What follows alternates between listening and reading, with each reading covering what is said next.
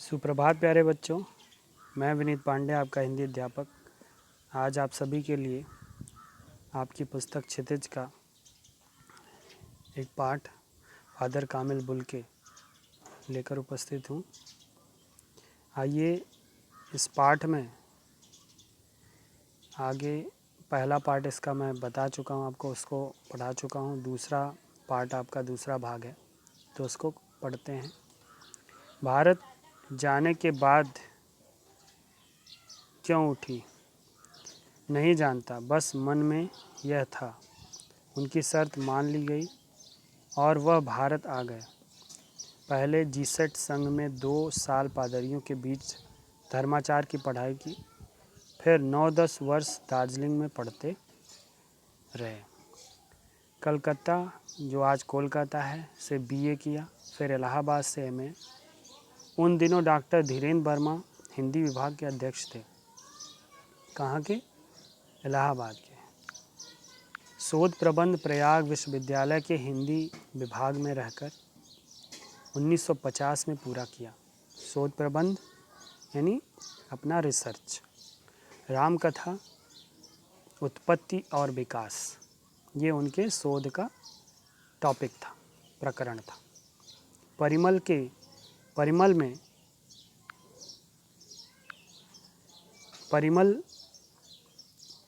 में उसके अध्याय पढ़े गए थे। परिमल एक पत्रिका नाम है, पत्रिका का, उसमें निकलता था, तो उनके अध्याय पढ़े गए थे। फादर ने मातर लिंक के प्रसिद्ध नाटक ब्लू बर्ड का रूपांतर भी किया, नील पंछी के नाम से।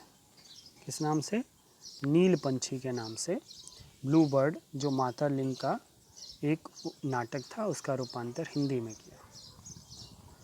बाद में वह सेंट जेवियर्स कॉलेज रांची में हिंदी तथा संस्कृत विभाग के विभागाध्यक्ष हो गए और यहीं उन्होंने अपना प्रसिद्ध अंग्रेजी हिंदी कोर्स तैयार किया और बाइबिल का अनुवाद भी, और वहीं बीमार पड़े, पटना आए, है ना। इन्होंने अंग्रेजी हिंदी शब्दकोश भी लिखा, बाइबिल का हिंदी अनुवाद भी किया और पटना आए बीमार पड़ने पर। दिल्ली आए और चले गए। 47 वर्ष देश में रहकर 73 वर्ष की अवस्था में जिंदगी जीकर वो चले गए। फादर बुल्के संकल्प से सन्यासी थे। कभी कभी लगता है कि वह मन से सन्यासी नहीं थे। रिश्ता बनाते थे तो तोड़ते नहीं थे। दसियों साल बाद मिलने के बाद भी उसकी गंध महसूस होती थी, रिश्ते की गंध, कि वो उन्हें याद है। वो जब भी दिल्ली आते ज़रूर मिलते, खोज कर मिलते मुझसे, समय निकाल कर मिलते, गर्मी सर्दी बरसात झेल कर मिलते, चाहे 2 मिनट के लिए ही सही, लेकिन मिलते ज़रूर। यह कौन सन्यासी करता है? यानी ऐसा संबंध सन्यासी थोड़े रखता है, उसको किसी से क्या मतलब। उनकी चिंता हिंदी को राष्ट्रभाषा के रूप में देखने की थी। हर मंच से इसकी तकलीफ़ बयान करते, हिंदी की तकलीफ़, हिंदी राष्ट्रभाषा नहीं बन सकी, इसके लिए अकाट्य तर्क देते थे।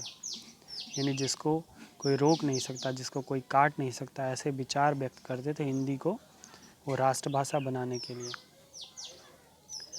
बस इसी एक सवाल पर उन्हें झुझलाते देखा है और हिंदी वालों द्वारा ही हिंदी की उपेक्षा पर दुख करते उन्हें पाया है कि आखिर हिंदी राष्ट्रभाषा क्यों नहीं है, भारत में ही हिंदी राष्ट्रभाषा क्यों नहीं है। घर परिवार के बारे में, निजी दुख तकलीफ़ के बारे में पूछना उनका स्वभाव था और बड़े से बड़े दुख में उनके मुख से सांत्वना के जादू भरे 2 शब्द सुनना एक ऐसी रोशनी से भर देता था जो किसी गहरी तपस्या से जन्मती है।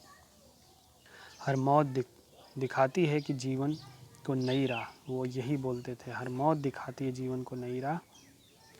तो मुझे अपनी पत्नी और पुत्र की मृत्यु याद आ रही है, लेखक कहता है, और फादर के शब्दों से झड़ती विरल शांति भी, जब उन्होंने मुझे सांत्वना दी थी। आज वह नहीं है, दिल्ली में बीमार रहे और पता नहीं चला, बाहें खोलकर इस बार उन्होंने गले नहीं लगाया। जब देखा तब वे बाहें दोनों हाथों की सूजी उंगलियों को उलझाए ताबूत में जिस्म पर पड़ी थी।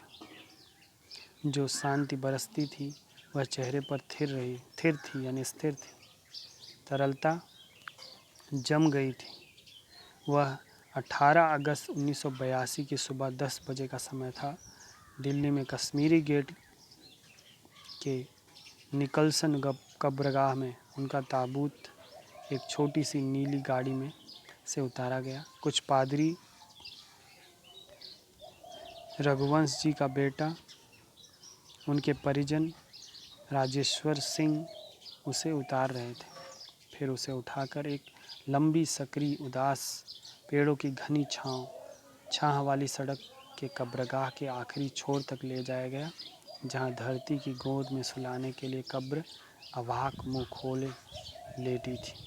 अवाक यानी आश्चर्यचकित कि कैसे, क्या हुआ, इतनी जल्दी क्या हो गया फादर को। ऊपर करील की घनी छाह थी और चारों ओर कब्रें और तेज़ धूप के वृत्त मतलब आप जानते हैं जब तेज़ धूप होती है तो ऊपर एक वृत्त सा बनता है देखने पर आँखों के सामने, तो वही वृत्त। जैनेंद्र कुमार, विजयेंद्र स्नातक, अजीत कुमार, डॉक्टर निर्मला जैन और मसीही समुदाय के लोग, पादरीगण, उनके बीच में गैरिक बसन, गेरुए रंग का वस्त्र पहने इलाहाबाद के प्रसिद्ध विज्ञान शिक्षक डॉक्टर सत्यप्रकाश और डॉक्टर रघुवंश भी, जो अकेले उस सकरी सड़क की ठंडी उदासी में बहुत पहले से खामोश दुख की कहीं अपरिचित आहटों से दबे हुए थे, सिमट आए थे कब्र के चारों तरफ। ये सभी लोग सिमट आए थे।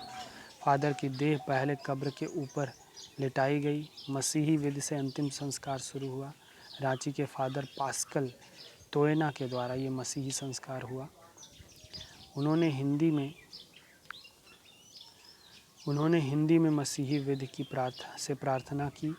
फिर सेंट जेवियर्स के रेक्टर फादर पास्कल ने उनके जीवन और कर्म पर श्रद्धांजलि अर्पित करते हुए कहा, फादर बुल्के धरती में जा रहे हैं, इस धरती से ऐसे रत्न और पैदा हों। डॉक्टर सत्यप्रकाश ने भी अपनी श्रद्धांजलि में उनके अनुकरणीय जीवन को नमन किया। फिर देह कब्र में उतार दी गई। मैं नहीं जानता इस सन्यासी ने कभी सोचा था या नहीं कि उसकी मृत्यु पर कोई रोएगा, लेकिन उस क्षण रोने वालों की कमी नहीं थी। नम आँखों को गिनना स्याही फैलाना था, यानी आसान नहीं था कि नम आँखों को गिना जा सके। मैं लिख नहीं सकता कि कितने लोगों की आंखें नम थी।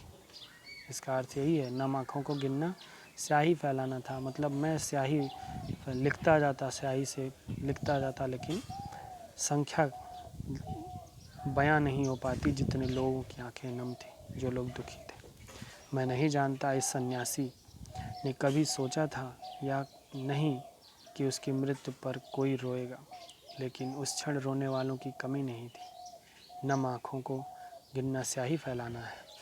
इस तरह हमारे बीच से वह चला गया जो हम में से सबसे अधिक छायादार, फल फूल गंध से भरा और सबसे अलग सबका होकर सबसे ऊंचाई पर मानवीय करुणा की दिव्य चमक में लहलहाता खड़ा था। ऐसा वृक्ष, ऐसा पेड़ हमारे बीच से चला गया जो सबको छाया देता था, सब पर दया करता था, सबको सहानुभूति से भर देता था, सबके लिए उदार था, जिसकी स्मृति हम सबके मन में, जो उनके निकट थे, उन सभी के मन में किसी यज्ञ की पवित्र आँच की तरह आजीवन बनी रहेगी। जैसे यज्ञ की पवित्र आग सुख देती है, वैसे ही उसकी आँच आजीवन बनी रहेगी उनके नज़दीकियों के मन में, उनके संबंधियों के मन में।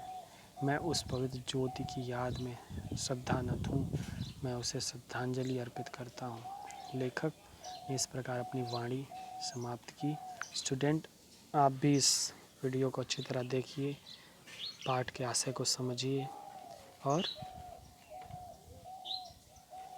आगे इस पाठ की व्याख्या को अच्छी तरह समझकर हमें बताइए कि आपको वीडियो कैसा लगा, और कोई दिक्कत है तो कमेंट में ज़रूर लिखिए। Thank you, have a nice day.